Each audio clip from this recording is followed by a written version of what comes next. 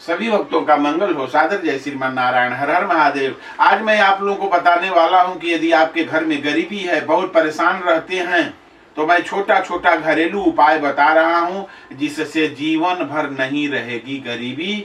और कर्जदार यदि कर्ज आप पर बढ़ गया है तो उसको भी इस उपाय से निदान किया जा सकता है। ज्योतिष के माध्यम से आर्थिक स्थिति में सुधार लाकर गरीबी दूर कर सकते हैं। तो आइए जानते हैं कुछ ज्योतिष उपाय और कैसे बने धनवान, इसके विषय में मैं बता रहा हूं। लाख प्रयास के बाद भी जीवन में सफलता नहीं मिल पा रही है, जीवन की गाड़ी पैसे के अभाव में धीमी चल रही है, पैसे की कमी, काम का पूरा होना और गरीबी बेबसी के कारण कर्ज उधारी लेना पड़ रहा है, तो ऐसी स्थिति में कर्ज से मुक्ति पाने के लिए भी शास्त्रों में कई उपाय बताए गए हैं। इन उपायों को आजमाकर आप भी अमीर बन सकते हैं और उधारी से कोसों दूर हो सकते हैं। तो उसके विषय में मैं बता रहा हूं, आप लोग मेरे वीडियो को लास्ट तक देखें तो आपको समझ में आएगा कि मैं कौन सा उपाय करूं, कैसे करूं, ताकि हमारा गरीबी और हमारे पर जो कर्ज है कैसे उतरेगा। तो सप्ताह के किसी भी दिन, शुक्रवार, सोमवार या अष्टमी तिथि को आप कच्चे आटे की लोई बना लें। कच्चे आटे की लोई बना लें। इस लोई में गुड़ भरकर बहते हुए पानी में प्रवाह करने से गरीबी से मुक्ति मिलती है। साथ ही यदि कहीं पैसों को लेन देन में परेशानी आ रही है तो उसके लिए भी यह उपाय बेहद खास है। आप इस दिन कौड़ी, आप क्या करें, इस दिन कौड़ी और हर श्रृंगार की जड़ को रोली, अक्षत, पुष्प, धूप, दीप से पूजन करके धारण कर लें। ऐसा माना जाता है कि यह उपाय आपको कर्ज से मुक्ति पाने के लिए अत्यंत लाभदायक होगा। शुक्रवार को अगर व्रत करते हैं या सोमवार को पंचमी तिथि पड़े तो उस दिन एक लाल कपड़ा लें, इसमें 5 गुलाब के फूल, चांदी का टुकड़ा और गुड़ रखकर 21 बार गायत्री मंत्र का पाठ करें और पानी में बहा दें। इससे आपको कर्ज से मुक्ति मिलने लगेगी। साथ ही गुरुवार को केले के पेड़ के जड़ में चावल, रोली, फूल और पानी अर्पित करें।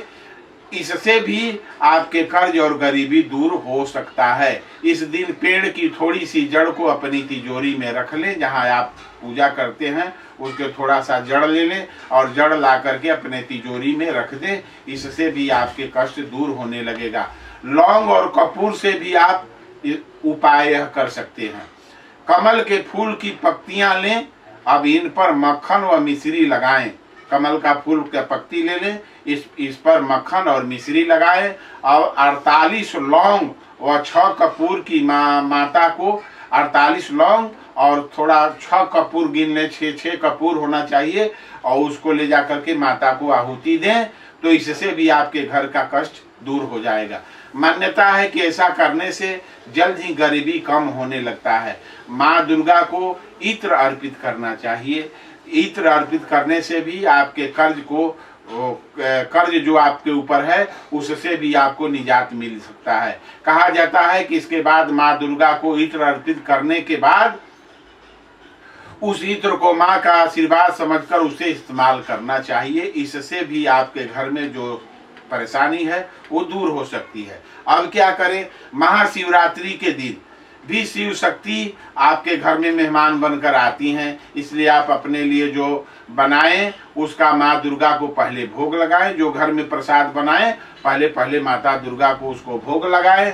इसके अलावा घर में आने वाले मेहमानों को भी खिलाएं और अगल बगल में प्रसाद भी बांटें। अगर परिवार में कोई सदस्य बीमार है तो नवरात्रि में शिवलिंग पर काले तिल और जल अर्पित करना चाहिए। इससे आपके घर का बीमारी भी ठीक हो सकता है। कहा जाता है कि इससे परिवार के लोगों के सभी कष्ट दूर होते हैं। साथ ही इसके अतिरिक्त लंबे समय से चली आ रही धन से संबंधित समस्या से जल्द ही मुक्ति मिलती है। इसके अलावा अगर आपको भी कंगाली का सामना करना पड़ रहा है, आप लाख कमाते हैं फिर भी घर में धन नहीं रुकता, तो अपने घर में तुलसी का पौधा जरूर लगाएं।